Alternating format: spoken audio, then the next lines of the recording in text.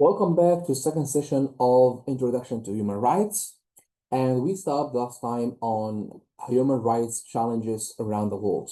Despite the universal agreement on human rights principles embodied in the UDHR and subsequent international instruments, violations of these rights continue to occur in every region of the world. Understanding these challenges is essential for students to grasp both the ongoing struggles for justice and the persistent barriers that prevent the full realization of human rights for all people.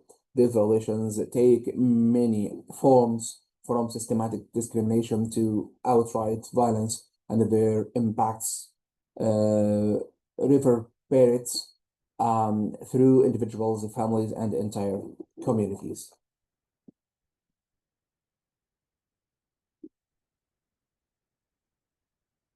Some violations are dramatic: genocide, torture, political imprisonment. Sometimes they're systematic discrimination embodied in laws and institutions, poverty that denies basic rights to large populations, environmental degradation that harm communities. Sometimes they're interpersonal, domestic violence, bullying, harassment. All of these matter. All of these cause suffering. All of these demand responses. Let me walk you through some of the major categories of human rights challenges facing your world today.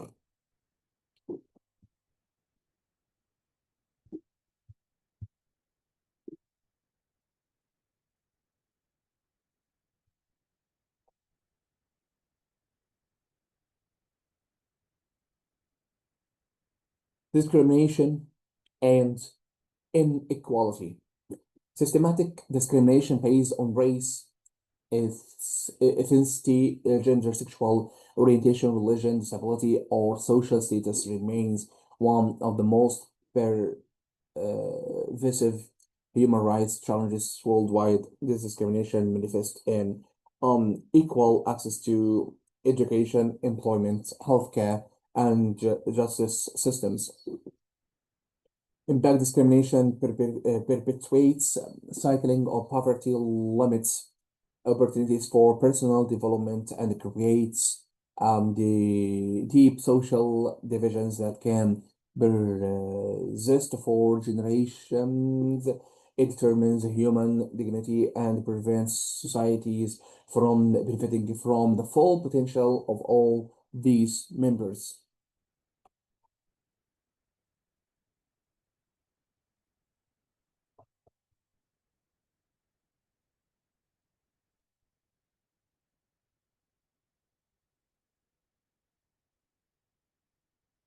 While large segments of the society cannot develop and use their talents because of discrimination, everyone loses. The discriminated individuals lose opportunity and the dignity. Society loses their potential contribution, the innovations they could have created, the problems they could have solved, the leadership they could have provided.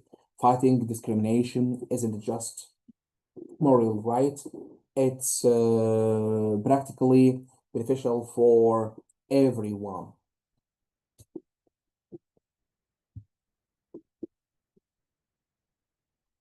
Torture and inhuman treatment.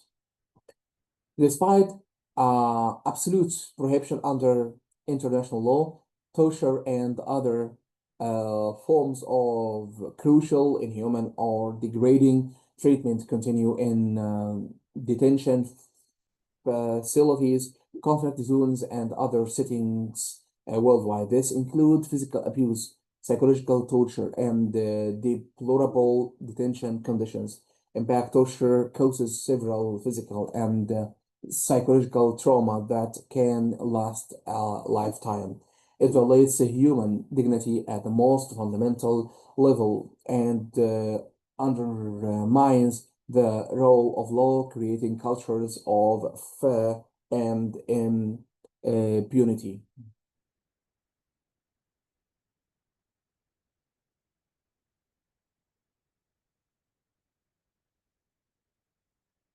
So when governments or other actors use torture, they're saying laws do not matter, rights do not matter, only power matters.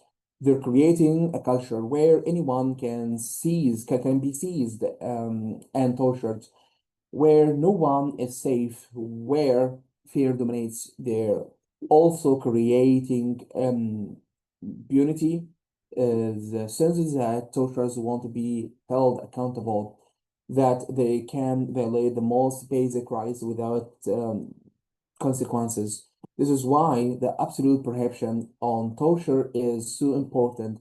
There can be no exceptions, no justifications, no circumstances, no qualifications where torture is acceptable. The moment we start making exceptions, but what if we think they know about a terrorist attack? We open the door to widespread torture because those in power will always believe they have good reasons for violating rights. Torture must never be tolerated ever. Denial of education. Millions and the millions of children and adults worldwide are denied access to education due to poverty, discrimination, conflict, displacement, or deliberate policies targeting specific groups, girls, children with disabilities, and ethnic minorities are particularly affected. Impact lack of education limits individual potential, perpetuates poverty, restricts economic opportunities, and prevents meaningful participation in civic life. It affects not just individuals, but entire communities and the future generations.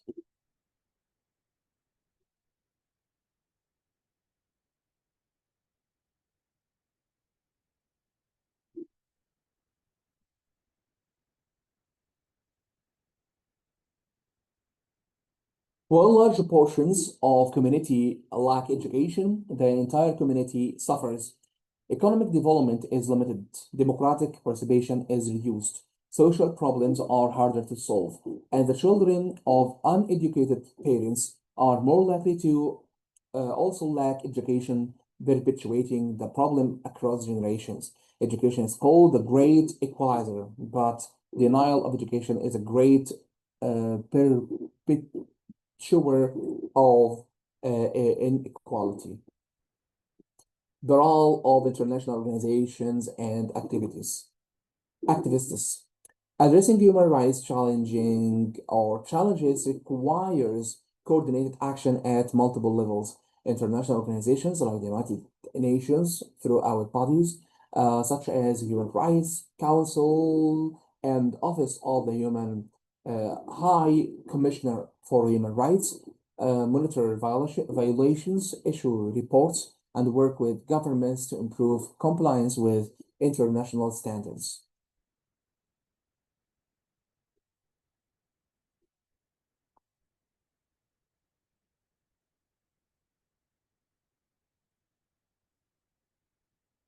But the UN's ability to enforce human rights is limited. It can document, report, shame governments into action, and provide assistance, but it cannot force compliance. That's why other actors are also crucial. Regional human rights systems.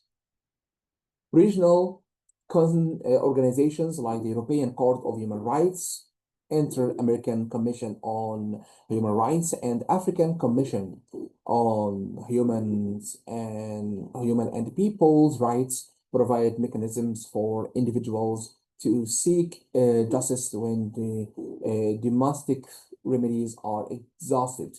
These bodies here complaints issue binding decisions and help establish important legal precedents.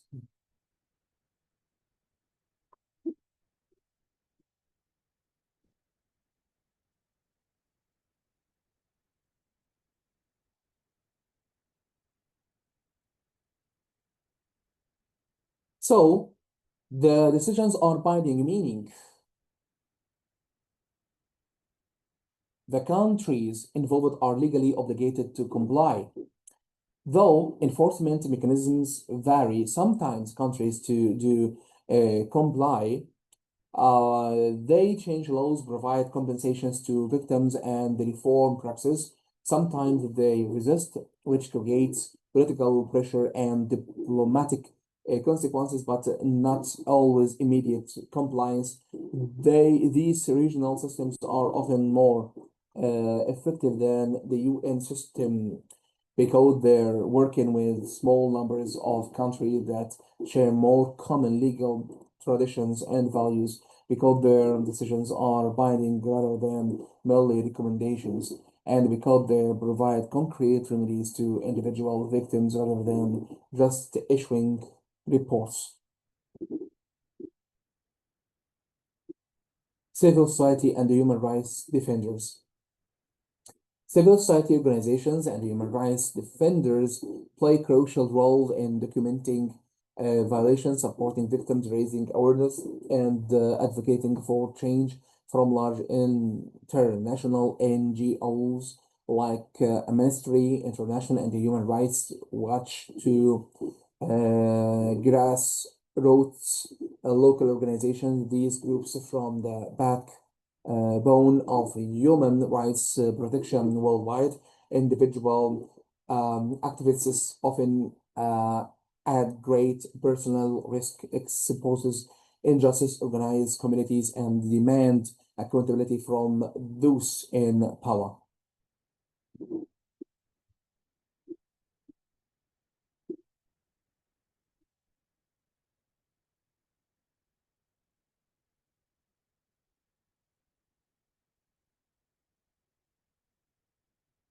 So some activists work within established organizations. Others work independently. Some focus on broad human rights issues. Others specialize women's rights, workers' rights, environmental rights, rights of specific ethnic or religious groups, LGBTQ plus rights, disability rights, and so on. So, what do? They expose injustice by investigating violations, collecting evidence, documenting testimony, taking photographs and videos, and publishing or publicizing what's happening to the world knows. They organize communities by bringing people together, helping them to understand their rights, building collective power, and supporting them to take action. They demand accountability by calling out violators, following um, complaints, organizing protests, pursuing legal cases, and refusing to let violations be ignored or forgotten. Many of the advances in human rights have come because activists refused to accept injustice. They posed when governments resisted. They organized when people felt powerless. They spoke when authorities wanted silence.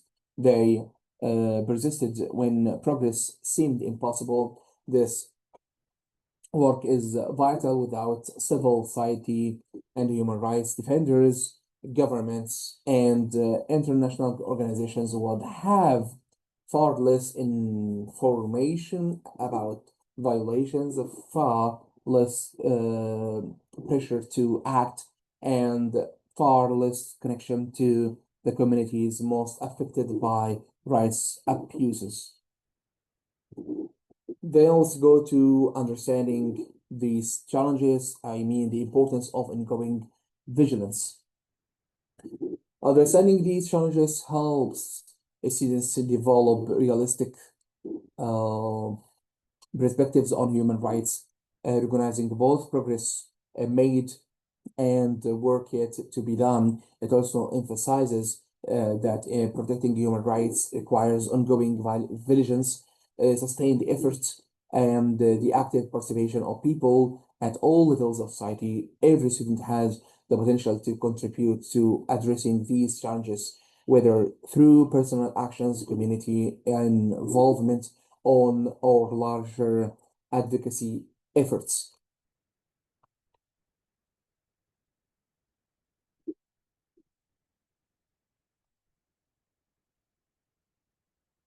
The key message is this: you are not powerless. You are not too young or too inexperienced to make a difference. The human rights movement has always depended on ordinary people deciding to take extraordinary action. That could be you. Human rights education, purpose, and impact. Human rights education serves a transformative purpose that extends far beyond simply learning facts about rights and freedoms. It represents a fundamental approach to building more just, peaceful, and equitable societies by empowering individuals, particularly young people, with the knowledge, skills, and values necessary to recognize, defend, and promote human rights in their daily lives. This educational approach recognizes that protecting rights is not solely the responsibility of governments or international organizations. Rather, it requires active engagement from every member of society.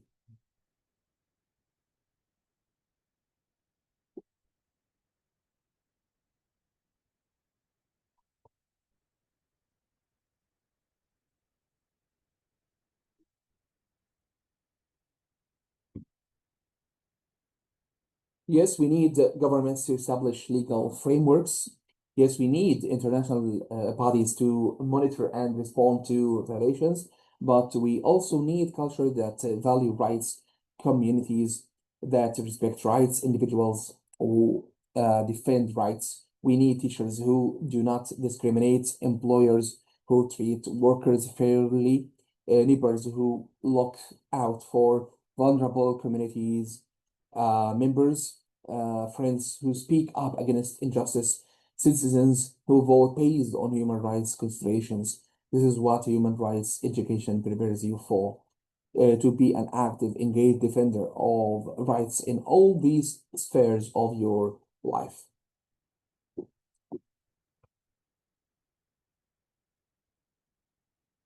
Six key outcomes of human rights education.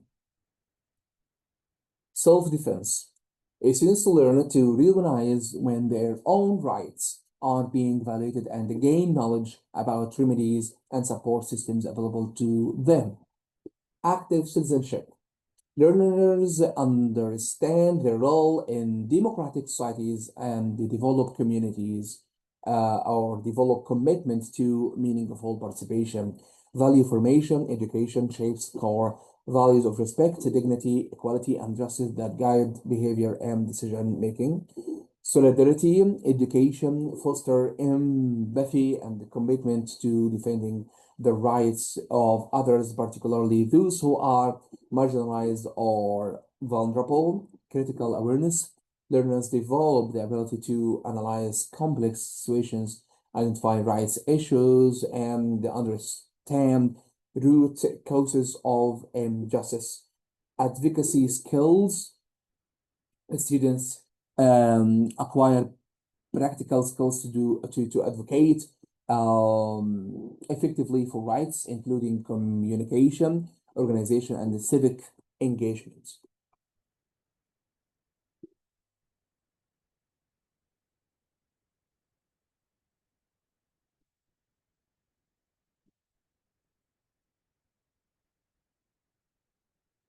These six outcomes: self-defense, active citizenship, values formation, solidarity, critical awareness, advocacy skills, represent the transformation human rights education aims to produce. When students develop these outcomes, they become human rights defenders in their daily lives.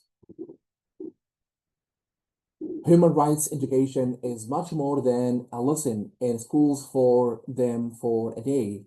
It's a process to equip people with the tools they need to live lives of security and dignity. Kofi Annan, former UN Security General.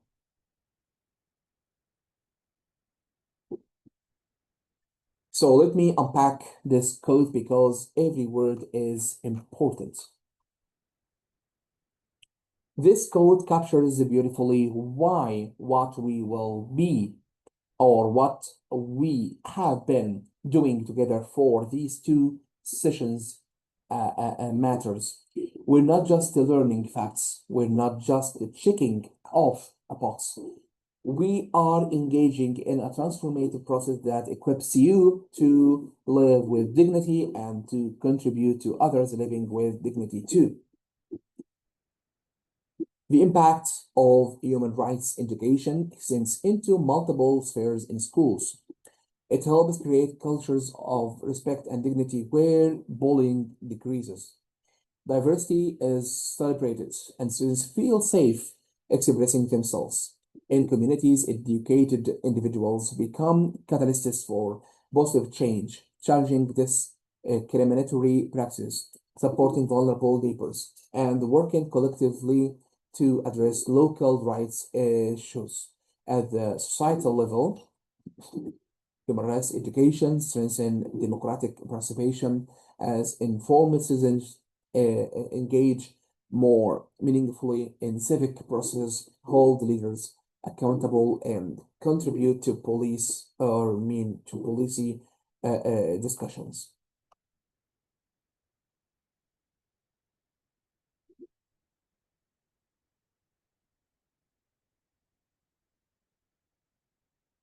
This multi-sphere impact in schools, communities, and society broadly shows why human rights education matters so much. It's not just about individual students. It's about transforming entire societies toward greater justice and respect for dignity. Perhaps most importantly, human rights education plants seeds that continue growing throughout individuals' lives. Students who learn about rights in school carry these values into their future roles as parents, employees, employers, community leaders, and citizens. They become more likely to make ethical decisions in their professional lives, raise children who respect others, and contribute to creating workplaces and communities that honor human dignity. This ripple effect means that investing in human rights education today creates lasting benefits for generations to come.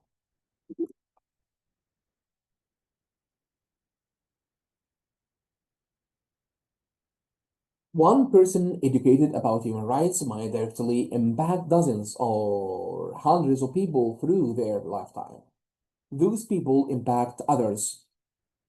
The ripples spread outward. This is how society change, not primarily through top-down mandates, but through cultural transformation that happens person by person, interaction by interaction, generation by generation. This is why I'm passionate about human rights education. It's not just about immediate effects. It's about shaping the future, planting seeds that will bear fruit long after we're gone. Inquiry and critical thinking questions. Developing critical thinking skills is central to meaningful human rights education. Rather than simply memorizing facts about rights and freedoms, students must learn to question, analyzing, and engage deeply with complex ethical and social issues. The following inquiry questions are designed to stimulate thoughtful discussion, engage multiple perspectives, and help students develop the analytical capabilities necessary for informed engagement with human rights issues. These questions have no single correct answer, rather than they invite exploration, debate, and personal reflection. This can be uncomfortable for students who are used to subjects where every question has one right answer, but human rights involve navigating ambiguity, weighing, comparing values, and making difficult judgments. Getting comfortable with this complexity is part of becoming a thoughtful human rights advocate. So, first inquiry question, what does it mean to be human? What does it mean to be human in terms of rights? This fundamental question invites students to explore the philosophical basis of human rights. Is there something inherent to being a human that entitles us to certain protections and freedoms? How do we define human dignity and why should it be protected? Are human rights truly universal or are they cultural constructs?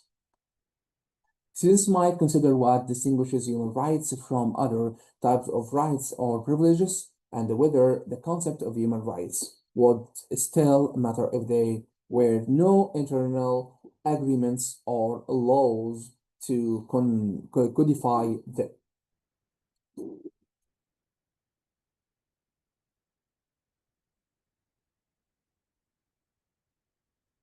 So I'm not going to tell you the right answers to these questions because part of the point is for you to wrestle with them yourself, to develop your own positions with supporting reasoning. But I encourage you to discuss these questions with others, to read what philosophers have written about them, to consider them deeply. Who is responsible for protecting human rights? This question encourages students to think about accountability and agency. While governments have formal obligations under international laws, what responsibilities do individuals here and bear? What about corporations, schools, religious institutions, and other organizations? Students can debate whether protecting rights is primarily a government function or whether it requires active participation from all societal actors. They might explore what happens when governments fail to protect rights and who steps to fill that gap. This question also raises issues about the balance between individual freedom and collective responsibility.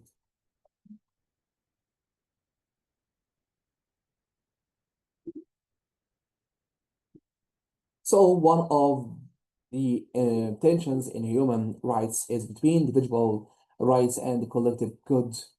My freedom might conflict with your security. My right to property might conflict with others' right to adequate standard of living. How do we balance these competing interests? Does collective welfare ever justify limiting individuals' rights? If so, under what conditions?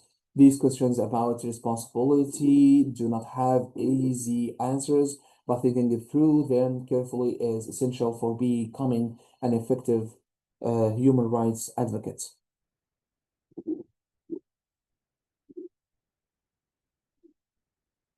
How can students contribute to promoting human rights locally and globally?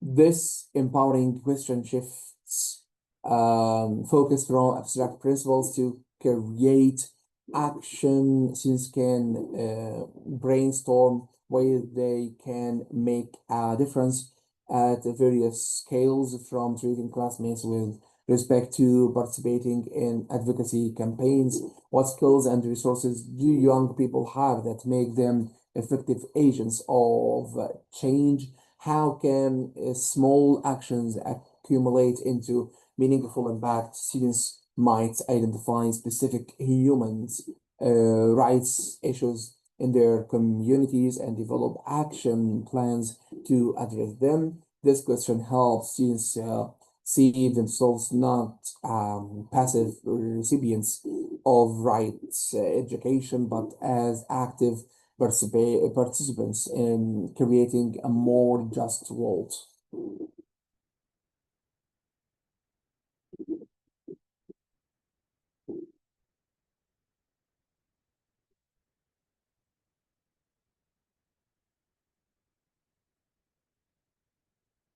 This is ultimate goal empowerment, not just understanding human rights, but becoming human rights defenders, not just appreciating others' advocacy, but becoming advocates yourselves, not just benefiting from rights, but protecting and promoting rights for all. Additional questions for deep exploration. When rights conflicts, for example, freedom of speech versus protection from hate speech, how should societies balance them? Are economic and social rights as important as civil and political rights, or should some rights be prioritized? How do technology and social media create new human rights, challenges, and opportunities? What role does education play in both protecting and promoting human rights? How can we reconcile universal human rights principles with diverse cultural values and traditions?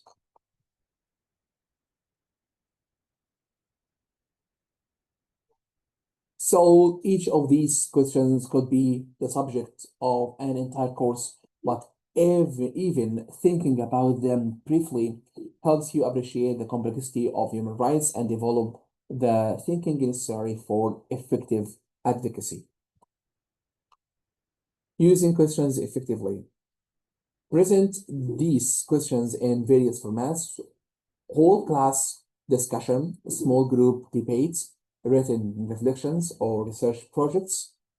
Encourage students to support their positions with evidence and reasoning while remaining open to other perspectives. Create a classroom environment where all viewpoints are respected and whether or where changing one's mind in light of new information is seen as intellectual growth rather than weakness. Use follow-up questions to push thinking deeper and develop students examine assumptions underlying their initial responses.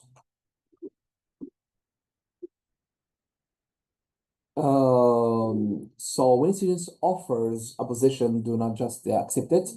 Probe what assumptions underlie that view. Can you think of situations where that principle might not apply? How would you respond to someone who argued the opposite? What evidence would change your mind? These follow-up questions develop critical thinking far more than initial responses alone. This process of working through different questions is how you develop the sophisticated thinking necessary for effective human rights advocacy. These inquiry questions serve as launching points for developing critical thinking skills that extend far beyond the human rights education.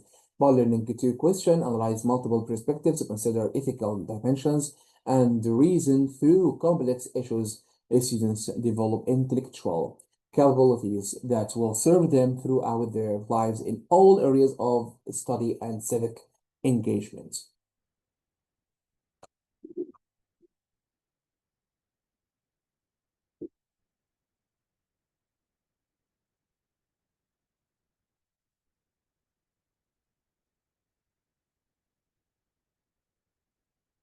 So, human rights education done well and is intellectual training that prepares you for all these dimensions of life.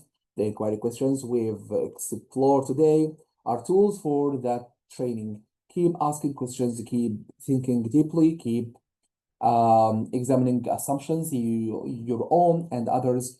Keep seeking evidence, keep considering alternative perspectives, keep reasoning through complexity. These habits of mind are what transform education from mere information transfer into genuine empowerment. Skills development through human rights learning. Human rights education develops a comprehensive skills said that prepares students not just to understand rights, but to engage meaningful with complex social issues throughout their lives. These skills transcend the specific content of human rights to become transferable competencies applicable to countless personal, academic, and professional contexts. By cultivating these capabilities, human rights education contributes to developing well-rounded, thoughtful, and engaged individuals capable of navigating an increasingly complex world. Questioning and inquiry. Students learn to formulate meaningful, probing questions about rights issues rather than accepting information passively. This includes identifying what they do not understand, recognizing gaps in available information, and pursuing answers through research and discussion, analyzing perspectives, learning, develop the ability to examine human rights challenges from multiple viewpoints, considering the position of different stakeholders and understanding how context, culture, and the personal experience shape perspectives on rights issues.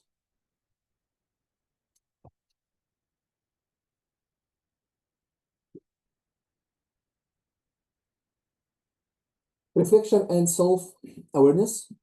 Students engage in thoughtful reflection on their own values, biases, and assumptions. They consider how their personal experiences and social positions influence their understanding of rights and their responsibilities toward others.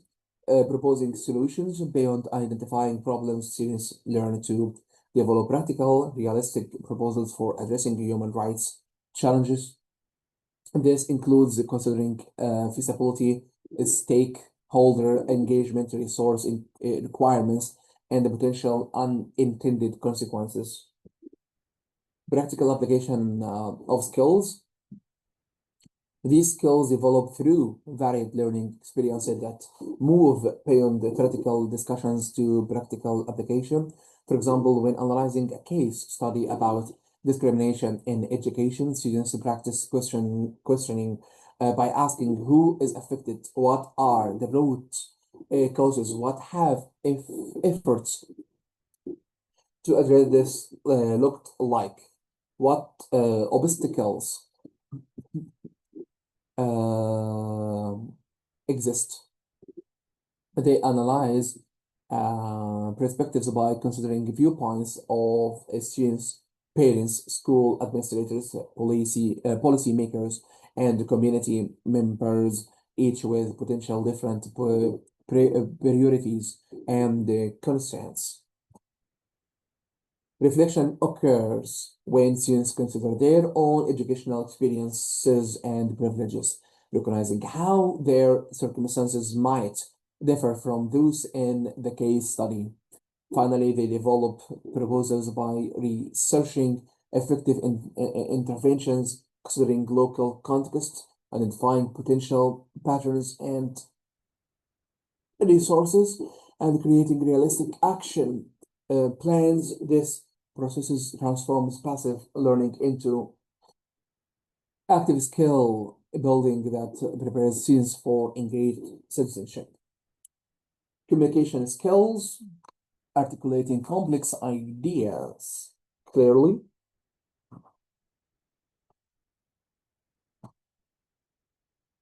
active listening to others, constructive dialogue across differences, persuasive writing and speaking, research skills, finding credible information sources, evaluating evidence equality, synthesizing information from multiple sources, documenting sources properly, collaboration skills, working effectively in diverse groups, building consensus, resolving conflicts constructively, contribution to collective goals. The beauty of these skills is that they reinforce each other. Strong questions or questioning leads to better analysis, deeper reflection enhances perspective taking, and improved communication enables more effective collaboration. Together, these competencies create a robust formation for lifelong learning and engaging citizenship, empowering students to tackle not only human rights issues, but any complex challenges they encounter in their education journeys and beyond. Connecting human rights to other subjects, human rights education becomes more powerful and meaningful when integrated across the curriculum rather than treated as a standalone subject. Rights issues or intersect with virtually every academic discipline, and exploring these connections helps students develop more comprehensive understanding while recognizing the relevance of human rights to all areas of knowledge and life. Cross-circular integration also reinforces learning through multiple exposures and adaptations and applications, helping concepts move from abstract principles to lived understanding. Social study history examine historical struggles for rights from abolition movement to suffrage campaigns to civil rights movements, analyzing causes, strategies, obstacles, and outcomes.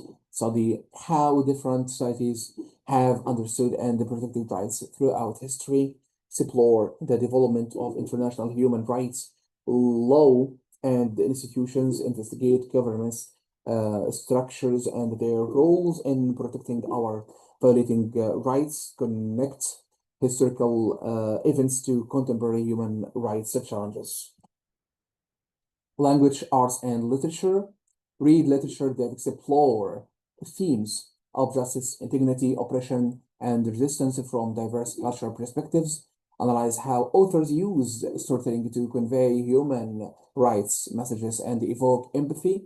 Practice persuasive writing by crafting arguments on rights issues or proposal for addressing violations. Develop media literacy by analyzing how human rights stories are framed in news coverage. Create personal narratives connecting rights concepts to a student's own experiences. Health education. Explore rights related to physical and mental well-being, including access to healthcare, informed consent for medical treatment, and health equity issues. Examine how poverty, discrimination, and other social factors impact health outcomes. Discuss reproductive rights and the right to comprehensive health information. Address rights issues around substance use, mental health treatment, and disability. Connect personal health decisions to broader questions of autonomy and dignity. Science and environment, a right to clean water and air, environmental justice issues, climate change impacts on human rights, access to sufficient or scientific knowledge, ethnic or ethical considerations in research, endanges knowledge and rights. Mathematics, analyzing inequality through statistics, understanding poverty measurements, grabbing human rights indicators, exploring in resource distribution, calculating gaps in access to services, using data to identify patterns of discrimination. Arts and music, right to participate in cultural life, artistic expression as advocacy, protective music and social movements, cultural appropriation versus appreciation, creating art about rights issues, examining censorship and freedom of expression. Benefits of cross-circular integration, connecting human rights to other subjects, provide multiple benefits. It helps students see rights as relevant to all aspects of life rather than a separate, disconnected topic. It reinforces learning through varied applications, helping concepts stick better than single subjects. In instruction, integration creates natural opportunities for collaboration among teachers, modeling interdisciplinary thinking. It also makes efficient use of instructional time, allowing teachers to address multiple learning objectives simultaneously.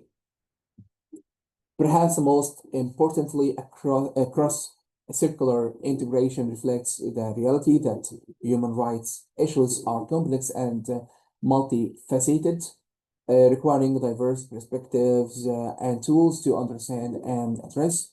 A student might need historical knowledge, mathematical analysis, ethical reasoning, scientific understanding, and communication skills to fully engage with a single human rights challenge. By explicitly connecting these domains, educators prepare students for the kind of integrated thinking and the problem solving that real-world rights advocacy requires. So thank you so much for watching me teaching you the second session of Introduction to Human Rights. We will continue next session tomorrow by the role of students as human rights advocates, the last and final session of Introduction to Human Rights. So until next time, bye for now.